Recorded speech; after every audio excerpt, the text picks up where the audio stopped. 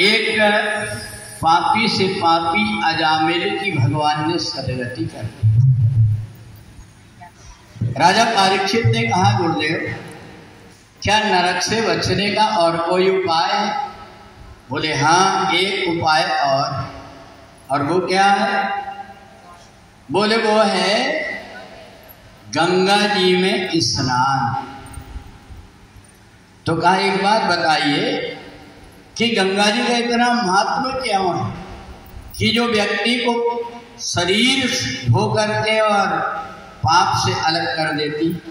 कहा एक बार सारे देवता भगवान शंकर के पास गए और कहा कि देखो, हमने आपको नाचते हुए तो देखा पर गाते हुए नहीं सुना, आज तो आपको गा करके बताना पड़ेगा। भगवान भोलेनाथ ने कहा भैया हमसे नाचना तो आता है पर गाना नहीं आता, कहो तो अभी नाच करके बता दे। बोले नहीं, आज तो आपको गाना पड़ेगा। भगवान भोलेनाथ ने सोचा कि अब क्या करें, तो उनको जो याद था तो उनको तो वही अक्षर याद थे लघु सिद्धांत कौमुदी के, आई योन रे गण दस। तो ये बोल बोल करके और गाने लगे। देवता लोग ताली बजा बजा करके ऐसे हंसने लगे। तो भगवान शंकर ने देखा कि मेरी हंसी बढ़ा रहे हैं, उन सारे देवताओं को पानी बना दिया। सारे देवता पानी बन गए। भगवान भोलेनाथ ने सोचा कि अब तो स्वर्ग खाली हो जाएगा, तो उन्होंने उन देवताओं को वैसे के वैसे कर दिए। जो थोड़ा सा पानी बचा था उसकी एक सुंदर कन्या बन करके शंकर जी के सामने खड़ी हो गई। कहा देवी तुम्हारा नाम गंगा है, तुम सब प्रकार के पाप से लोगों को दूर करो। माता गंगा ने कहा ये बताइए, मैं तो सबके पाप को धोऊंगी परंतु मेरे पाप कैसे दूर होंगे? बोले ये बैठे हुए गोविंद। जैसे गंगा ने देखी कन्हैया को तो कन्हैया को देख करके मोहित हो गई। कन्हैया को एक टक देखने लगी। जब एक टक देखने लगी तो राधा जी आई। उन्होंने कहा पागल है, मेरे कन्हैया को घूर घूर करके देख रही, जा मैं तेरे को श्राप देती हूँ कि तू जैसी थी वैसी फिर से पानी बन जा। गंगा जब पानी बन गई तो कन्हैया ने कहा गंगा अब तू मेरे से दूर नहीं जाएगी, मेरे कारण तूने श्राप को सहा है। इसलिए कन्हैया ने जैसे ही आगे पैर बढ़ाए वो गंगा जी जाकर के भगवान के चरणों में समा। अब इधर जब समा गई तो वही गंगा पृथ्वी लोक में कैसे आई ये कथा भी आपको सुनाएंगे।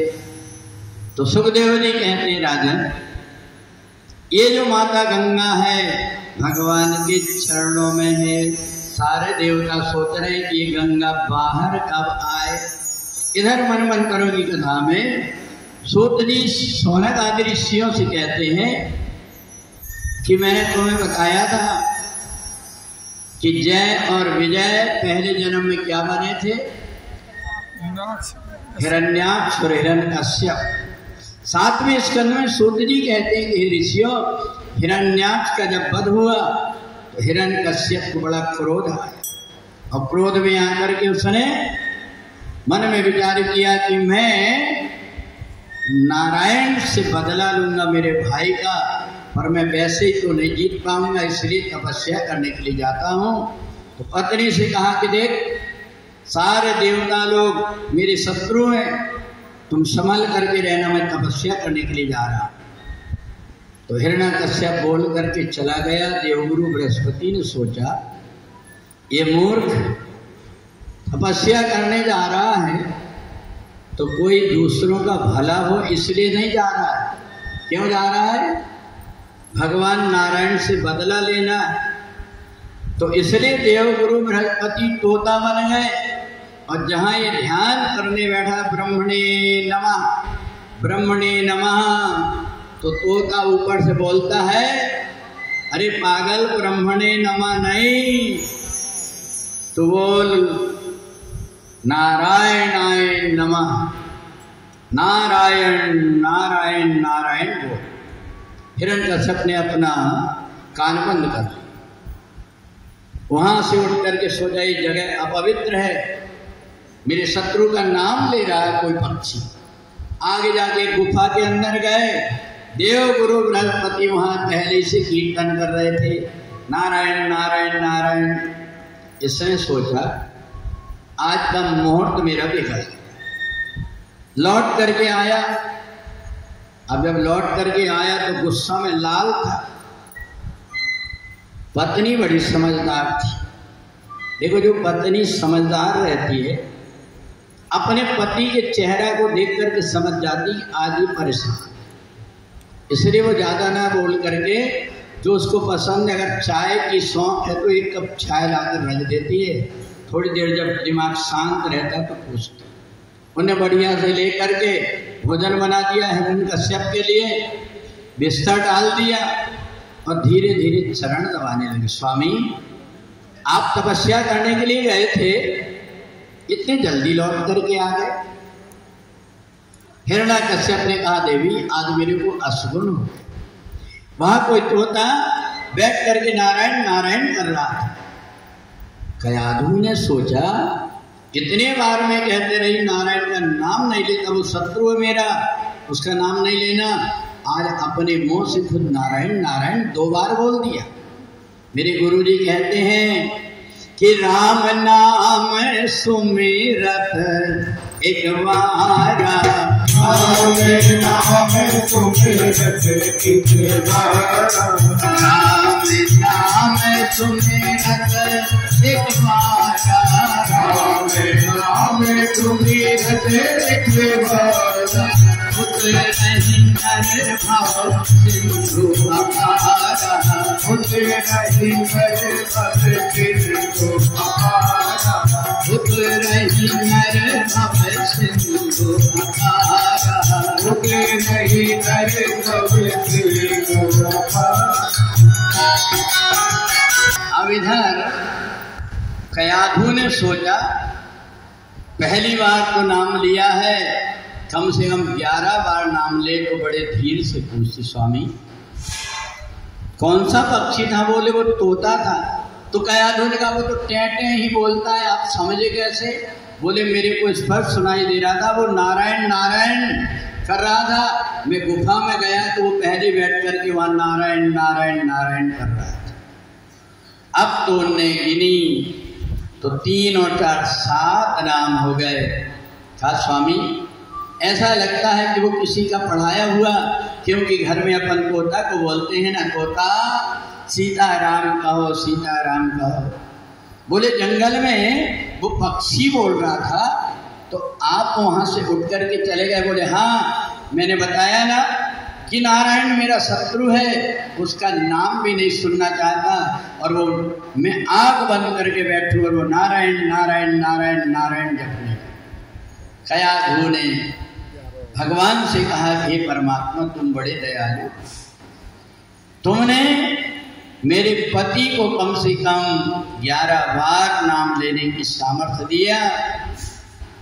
अब तो सुबह उठ करके जैसे जाने लगा हिरण्यकश्यप, तुरंत तिलक लगाई और आरती उतार करके कहा कि जाओ जा करके तुम तपस्या करना, तुम्हारी साधना पूरी हो जाएगी, क्योंकि तुमने नारायण का नाम लिया है। कहते हैं ना, पूछते थे अभिलाषा की क्या बोलते हैं जब जाते हैं? बोले प्रवसी नगर कीजे सबका जा और हृदय राम। इसने 11 बार भगवान का नाम लिया था, इसलिए इधर कयाधु के पेट में जो बालक था, ये बालक ने वो नाम को सुन लिया था। माता ये जो पेट में बालक रहता है 4 महीने का रहता, तब से माता से कान लगा कर के सुनते रहता है कि मेरी माँ क्या कर रही है, क्या बोल रही है। अब धीरे धीरे ये बालक बड़ा होता है, अपनी माँ जैसे जैसे व्यवहार करती उसी के अनुरूप वो करने लगता है। इसका प्रमाण है एक, पता है तुमको? पेट में ही जिसने विद्या सीखा था, एक थे अष्टावक्र, अपने पिताजी से कह दिया तुम गलत मंत्र बोल रहे हो। पिताजी ने कहा पैदा नहीं हुआ, मेरे को गलती निकाल रहा है, इसलिए श्राप देता हूं, तू 8 जगह से टेढ़ा मेढ़ा हो जाएगा। और एक और है माता जिसने पेट में सीख लिया, अभिमन्यु। उसने पेट में ही चक्रव्यूह के अंदर जाना सीख लिया था, पर उसी समय माँ को नींद आ गई तो बाहर निकलने की विद्या नहीं सीख पाया, इसलिए चक्रव्यूह के अंदर मारा। तो पेट में जब बालक रहता है तो बहुत सावधानी रखना पड़ता है। और संस्कारों में अपने यहाँ जो 16 संस्कार होते हैं, उसमें बेटा जब पेट में रहता है तो उसको गर्भाधान के बाद में पुंसवन संस्कार किया जाता है। होने वाला बालक भगवान का भक्त हो, उसको गीता का श्लोक पत्नी को और पति को दोनों को सुनाते हैं, खीर बना करके, और पत्नी को खिलाते हैं कि बालक हो तो वो मीठा बोले। पर ये सारे संस्कार अपने धीरे धीरे क्षीण हो गए, इसलिए घर में रावण और कुंभकर्ण जैसे बेटा पैदा हुए। तो इसलिए गर्भ में जो बालक आया वो परमात्मा का भक्त। जैसे ही बेटा पैदा हुआ, इतने में देवताओं को पता लगा, तो इंद्र कयादू को खींच करके ले जा रहा था। उतने में नारद जी मिल गए। नारद जी ने कहा इसको मारना मत, इसके पेट में भगवान का भक्त है। और नारद जी के यहाँ कयादू ने एक बेटे का जन्म लिया, और जन्म जैसे ही हुआ उसका, वैसे ही वो संतों के साथ में और मंत्र जपने लगा। हरि बोल, हरि बोल, हरि बोल, हरि बोल, हरि बोल, हरि बोल, हरि बोल, हरि बोल, हरि बोल, हरि बोल, हरि हरि हरि बोल, हे माता हरि हरि बोल, हरि बोल, हरि बोल, हरि हरि हरि बोल, हे माता हरि हरि बोल, हरि बोल, हरि बोल, हरि बोल, हरि बोल, हरि बोल, हरि बोल, हरि बोल, हरि बोल, हरि बोल, हरि बोल, हरि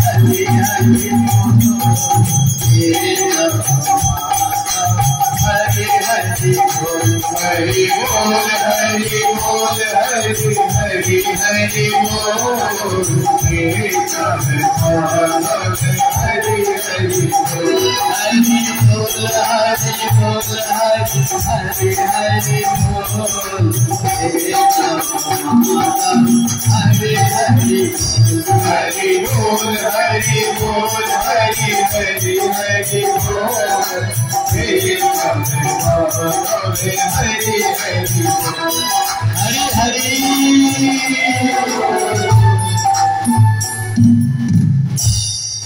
पूरा आश्रम गूंज गया। वो छोटा सा बालक कभी किसी महात्मा की गोद में जाकर बैठ जाए, कभी किसी की, और उसके मुख से भगवान का कीर्तन बड़ा अच्छा लगता है। इधर हिरण्यकश्यप की तपस्या जब पूरी हुई, ब्रह्मा जी प्रकट हो गए। कहा बेटा हिरण्यकश्यप वरदान मांग। तो हिरण्यकश्यप ने कहा ब्रह्मा जी मेरे को अमर कर दो। ब्रह्मा जी ने कहा अमर नहीं कर सकते, मैं भी अमर नहीं हूँ, एक दिन मेरे को भी मरना पड़ता है।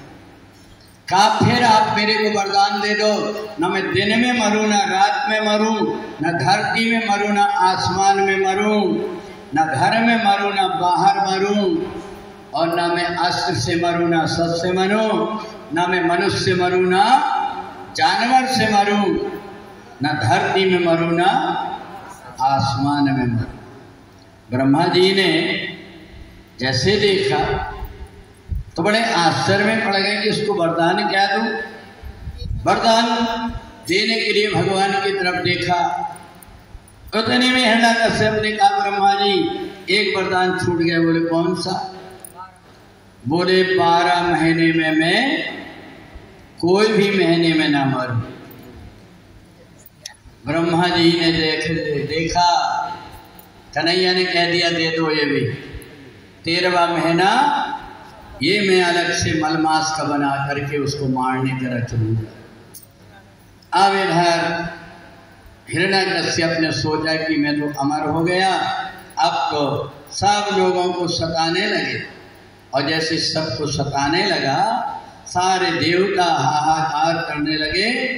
इतने में कयाधु का पता लगाते हुए गए तो जाकर के देखा कि बालक को जनेऊ संस्कार किया हुआ है, मस्तिष्क में तिलक लगाया हुआ है, तुरंत मिटा दिया और उसको सबसे पहले ला करके और पहले मांस मदिरा खिलाने लगा।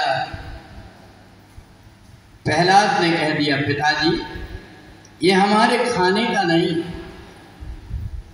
बहुत प्रकार से कोशिश किया परंतु प्रहलाद ने नहीं खाया। कहा पिताजी एक बात बताइए, अगर कोई व्यक्ति मर जाता है उसके अंतिम संस्कार में कोई जाता है तो मुर्दा को नहीं छीते परंतु घर में पीछे के दरवाजे से आकर के पानी नहाते इसके बाद जाते, फिर मरे जीव जंतुओं को पेट में क्यों रखें हम? कहा बेटा कम से कम अंडा ही खा ले। कहते हैं ना कि संडे हो या मंडे खूब खाओ अंडे, तो कहा कि अंडे खा लो। तो कहा पिताजी मैं खा तो लूंगा पर तुम्हें पता है इसकी फैक्ट्री की बनता कैसे? कहा नहीं कैसे बनता बता। बोले देखो पिताजी जी अंडा ऐसा बनता है कि मुर्गी निकली घर से, किसी ने खकार किया, वो खकार उठाई, कोई छोटे लड़के लैट्रिन करने बैठा थोड़ा सा वहां से उठाई, कोई कीड़ा मकोड़ा मरा पड़ा है थोड़ा सा वहां से उठाई और सफेद प्लास्टिक में पैक करके मल त्यागने की जगह से बाहर कर देती है। बताओ ऐसी फैक्ट्री की चीज कोई खाने की हो? हिरण्यकश्यप ने कहा ये मेरी बात नहीं मानेगा, इसको स्कूल भेज देना चाहिए। स्कूल में शुक्राचार्य के 2 बेटा थे, एक का नाम था संड और एक का नाम था अमर। ये दोनों को पढ़ाने के लिए भेजे पर प्रहलाद ने उनको ही पढ़ा दिया। वो दोनों की दोनों प्रहलाद की बात सुन करके बड़े आश्चर्य से सुनते थे। सारे बालक वेद वेदांत की बात करने लगे वहां। एक दिन हिरण्यकश्यप ने प्रहलाद को गोद में ठाला, बेटा गुरुजी ने क्या पढ़ाया बताया, बता जरा। तो कहा गुरुजी सबसे पहले एक प्रार्थना कराते ही। बोले कौन सी? बोले मुझ में राम तुझ में राम सब में राम समाया,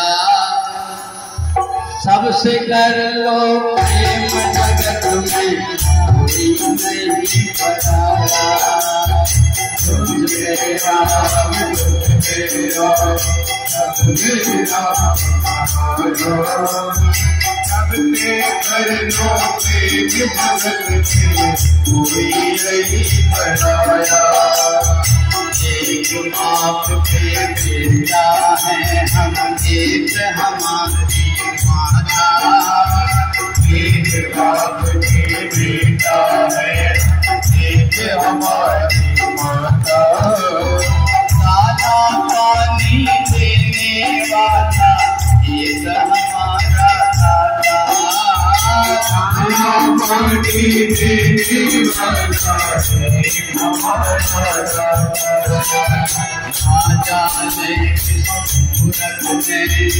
लड़का तुम्हें सिखाया, सबसे कर लो जगत में कोई नहीं पराया, सबसे कर लो जगत में कोई नहीं पराया। तुझ मेरा सब मेरा माया, सबसे कर लो प्रेम जगत में कोई नहीं पराया, सबसे कर लो प्रेम जगत में कोई नहीं पराया। प्रहलाद ने समझाया कि हमें गुरुजी कहते हैं सर्वे भवन्तु सुखिनः सर्वे सन्तु निरामया, ऐसी प्रार्थना करा। जब संस्कृत में नहीं समझ में आया तो हिंदी में समझाया, नीचे गोद से पटक दिया मूर्ख। अब मैं देखता हूँ तेरे गुरुजी को उन्होंने सिखाया कैसे।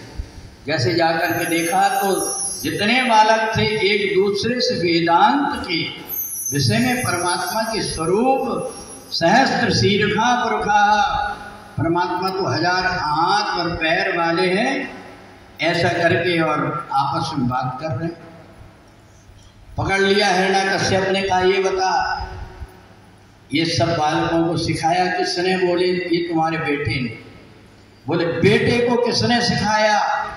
बोले बेटे को किसी ने नहीं सिखाया, इसके पेड़ में एक पेट में इसके झाड़ है, वो झाड़ से आवाज आती है, इसको ये बोलता है, और जब बोलता है तो कान वहीं लगे रहते, ऐसा लगता है कि इसके पेट के अंदर कोई शक्ति बोल रही। हिरण्यकश्यप घबरा गया, अब क्या करूं? अपने दूतों से कहा एक काम करो, इसको ले जाकर के पहाड़ के ऊपर से फेंक दो। पहाड़ के ऊपर से जैसे फेंके तो भगवान नारायण ने अपनी गोद में दे दी। ये लोग घर नहीं पहुंचे, इसके पहले घर में पहुंच गया। हिरण्यकश्यप जैसे आया, हाथ जोड़ करके खड़ा हो गया, पिताजी जय श्री हरि। कहा ये श्री हरि फिर आ गया, हाथी के पैर के नीचे कुछ लाया, हलाहल विष पिलाया, सब प्रकार के उपाय करके भूखे और प्यासे रख करके देखा, पर प्रहलाद का कुछ नहीं हुआ। अब घबरा गया, क्या करूं? बहन ने कही चिंता मत करो, मैं इसका उपाय जानती हूँ, देवताओं ने मेरे को चादर दिया है, तुम लेकर के और कंडा लकड़ी इकट्ठी करके आग लगा देना, मैं गोद में लेकर बैठ जाऊंगी, ये जल जाएगा और मैं बाहर आ जाऊँ। पूरे गांव से कंडा लकड़ी इकट्ठी करके और रख करके होलिका बैठ गई प्रहलाद गोद में। देवताओं ने इतनी जोर से हवा चलाए, वो चादर होलिका की उड़ करके प्रहलाद को लिपट गई और होलिका जल करके खाक। सारे लोग कहने लगे पता है आज जली कौन है? होली है, इसलिए आज से अपन सब लोग होली का उत्सव मनाएंगे। बोलिए होली के रसिया की। होली खेलने को कन्हैया बरखा दे, होली खेलने को कन्हैया बरखा दे।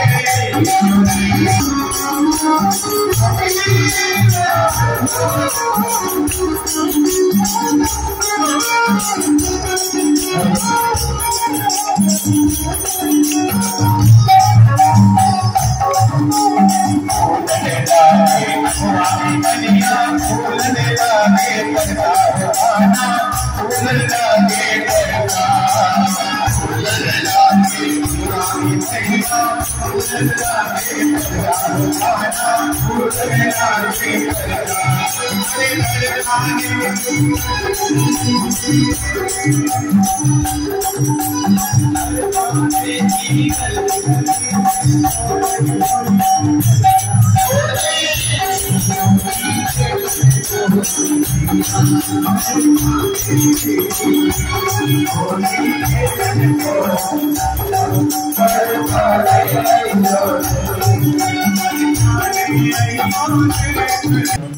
हुआ है केवल।